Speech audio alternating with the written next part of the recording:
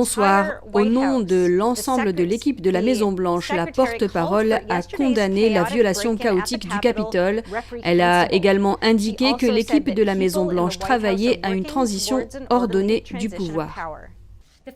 Le premier amendement garantit le droit du peuple à se réunir pacifiquement. Ce que nous avons vu hier soir à Washington n'a pas respecté cela. Ne vous trompez pas, ce que nous avons vu hier après-midi dans les couloirs de notre Capitole n'a pas respecté cela.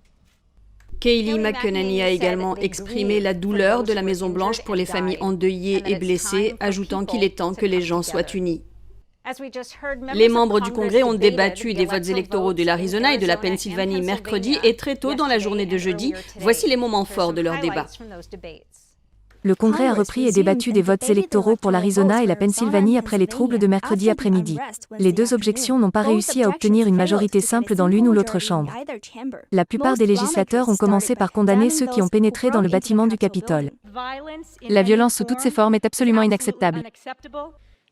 Et le chaos que nous avons vu plus tôt était inacceptable, non démocratique et anti-américain. Ce n'était pas une protestation, c'était une trahison, c'était une rébellion, et elle devrait être condamnée en tant que telle à sa racine. Certains législateurs ont maintenu leur plan d'opposition aux votes électoraux malgré les troubles. Ce matin, le président Trump a explicitement appelé à ce que les manifestations et les protestations soient pacifiques.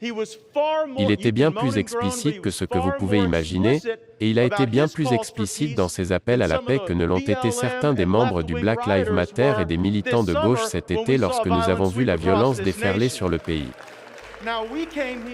Aujourd'hui, nous sommes venus ici pour débattre suivant le processus légal envisagé par notre Constitution. Et pour cela, nous avons été insultés de bandes de semeurs de troubles. Depuis 1985, aucun président républicain n'a prêté serment, en l'absence d'un effort démocratique pour s'opposer aux électeurs. Mais quand nous le faisons, c'est considéré comme la nouvelle violation de toutes les normes. Maintenant, nous devrions chercher à construire l'Amérique, pas à la démolir et à la détruire. Et je suis bien content qu'au moins pour un jour, je n'ai pas entendu mes collègues démocrates appeler à diminuer le budget de la police. Le député de la Floride a déclaré que leurs objections ne devaient pas être présentées comme une révolte. Parce que nous avons signé des mémoires juridiques et demandé aux tribunaux de régler les litiges, certains, à gauche, ont dit que nous ne devrions même pas être assis dans cet hémicycle. Et que nous devrions être poursuivis et même emprisonnés. Les athlètes olympiques russes qui trichent et utilisent des stéroïdes devraient être dépouillés de leurs médailles, et les États qui ne font pas d'élections propres devraient être dépouillés de leurs électeurs. Cette fraude était systémique. Elle a été répétée. C'était le même système, et j'oserais dire qu'il était efficace. Certains législateurs qui avaient annoncé leur objection ont changé d'avis à l'image de la sénatrice de Géorgie, Kelly Loeffler. Et je ne peux plus m'opposer à la certification de ces électeurs avec la conscience tranquille. La violence, l'anarchie et le siège des salles du Congrès sont odieux. Le sénateur Lindsey Graham a déclaré avoir demandé des preuves de fraude et estime qu'il n'a rien vu de solide. Je n'y crois pas, ça suffit. Il faut en finir. Le sénateur Josh Hawley a joué un rôle de premier plan dans l'objection de la Pennsylvanie. L'année dernière, les élus de Pennsylvanie ont adopté une toute nouvelle loi qui rend valide le vote par correspondance universelle. Et ils l'ont fait sans tenir compte de ce que disait la Constitution de la Pennsylvanie, et puis lorsque les citoyens de Pennsylvanie ont essayé d'aller se faire entendre à ce sujet, devant la Cour suprême de Pennsylvanie, ils ont été renvoyés pour des raisons de délai de procédure, en violation du précédent de cette même Cour suprême. Le fond de l'affaire n'a donc jamais été entendu. La constitutionnalité de la loi n'a en fait jamais été défendue. Je ne connais aucun tribunal qui ait statué sur sa constitutionnalité. En fait, à ma connaissance, personne n'a jamais défendu la constitutionnalité.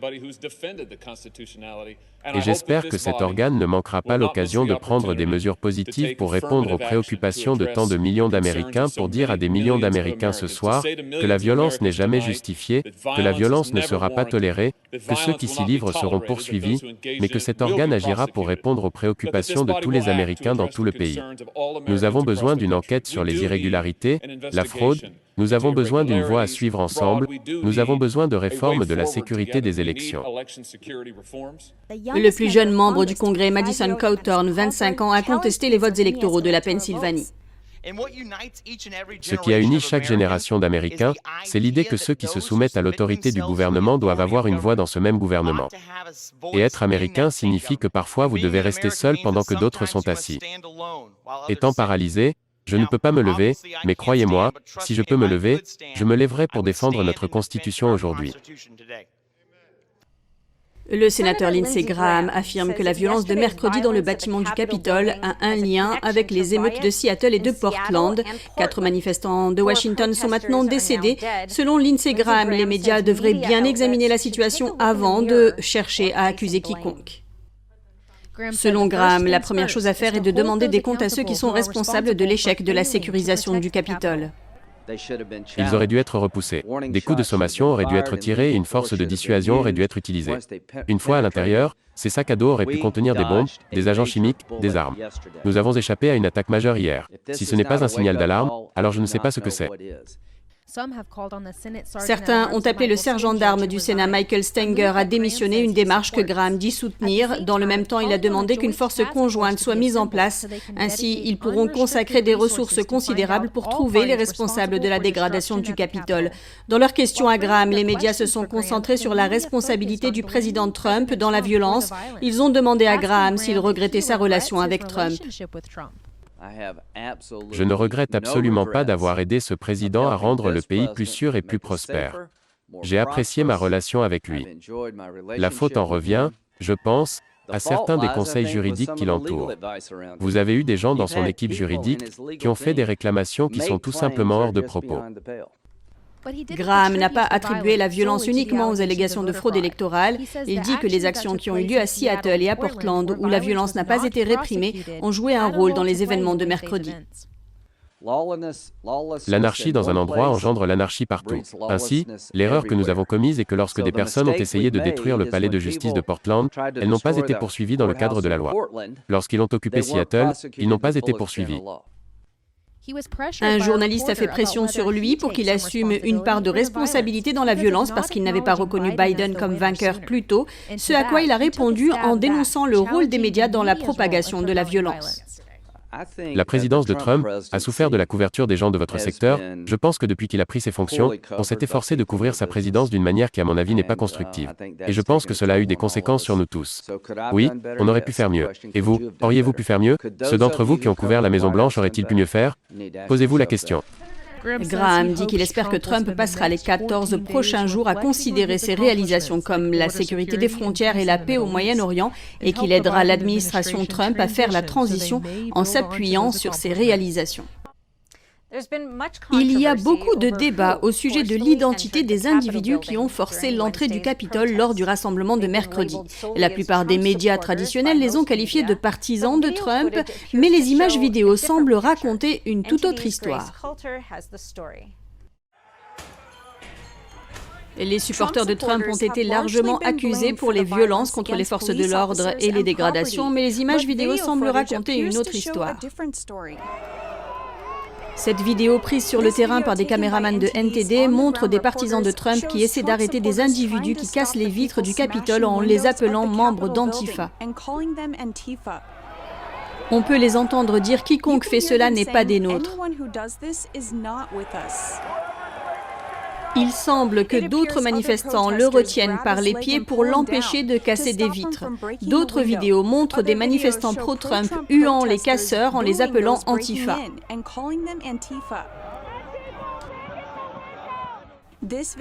Cette vidéo les montre en train d'essayer de stopper les casseurs et de les pousser vers la police. Il est certain que de vrais supporters de Trump ont passé les barricades du Capitole. Certains d'entre eux affirment qu'ils n'ont pas utilisé la violence pour entrer, mais qu'on les a laissés entrer. Sur cette vidéo, la police semble même ouvrir les barricades. Zach Vorhies, un ancien employé de Google devenu lanceur d'alerte, a enregistré une vidéo d'un manifestant pro-Trump qui a quitté la manifestation au moment où celle-ci a mal tourné.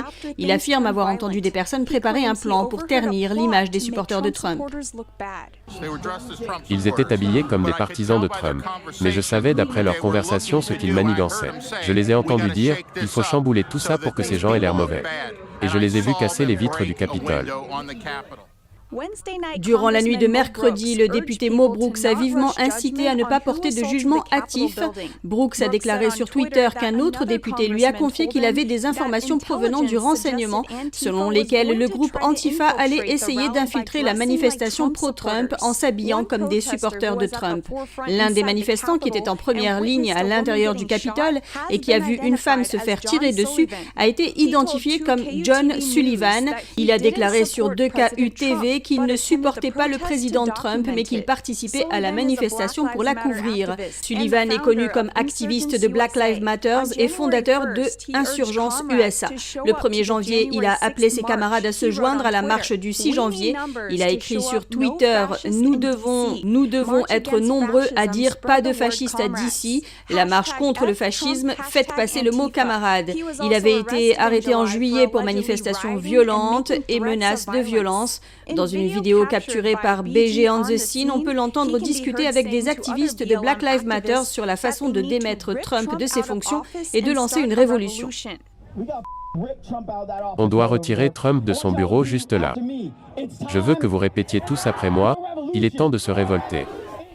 On ignore encore beaucoup de choses au sujet des personnes qui ont cassé les vitres de la capitale et sur leurs intentions.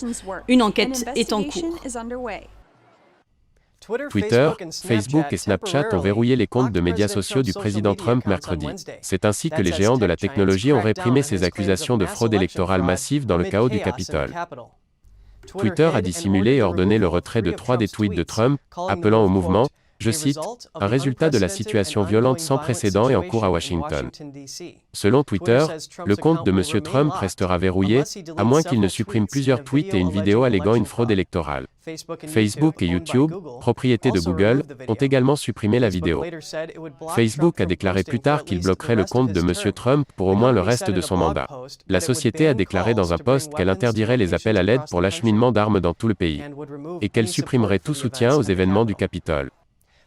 La conseillère juridique de la campagne Trump, Jenna Ellis, s'est dite profondément déçue par le vice-président Mike Pence après qu'il ait refusé de rejeter les votes électoraux contestés lors de la session conjointe du Congrès. Les votes pour le président des États-Unis sont les suivants. Joseph Biden Jr. de l'État du Delaware a reçu 306 voix, Donald Trump de l'État de Floride a reçu 232 voix. Le rôle de Pence en tant que vice-président a fait l'objet de nombreux débats avant la session conjointe du Congrès. Finalement, Pence est allé à l'encontre des souhaits du président Trump et de ses alliés qui avaient espéré que le vice-président rejetterait la liste des électeurs pour les États contestés. Dans une lettre datée de mercredi, Pence a écrit « Ce sont les représentants du peuple qui examinent les preuves et résolvent les différends par le biais du processus démocratique ». Pence a dit qu'il soutenait les législateurs qui font des objections mais qu'il pense que la Constitution ne lui permet pas de décider de la liste des électeurs à utiliser. Jenna Ellis, qui représente la campagne de contestation de Trump, a déclaré qu'ils avaient travaillé si dur pour fournir à Pence une solution constitutionnelle à ce problème. Elle avait précédemment déclaré que plutôt que de choisir lui-même la liste des électeurs, Pence pourrait demander aux législateurs des 6 États contestés de le faire. Elle avait également dit qu'il aurait pu retarder la certification pour permettre une enquête plus approfondie. Le président Trump a répondu aux remarques de Pence en disant que Pence n'avait pas eu le courage de faire ce qui aurait dû être fait pour protéger notre pays et notre Constitution. Pour éviter la censure de YouTube, vous pouvez vous rendre dès maintenant sur notre site internet et vous inscrire à la newsletter pour pouvoir recevoir toutes les informations et continuer à nous suivre sur la toile. Par ailleurs, vous pouvez également nous retrouver sur les plateformes Odyssey et Rumble.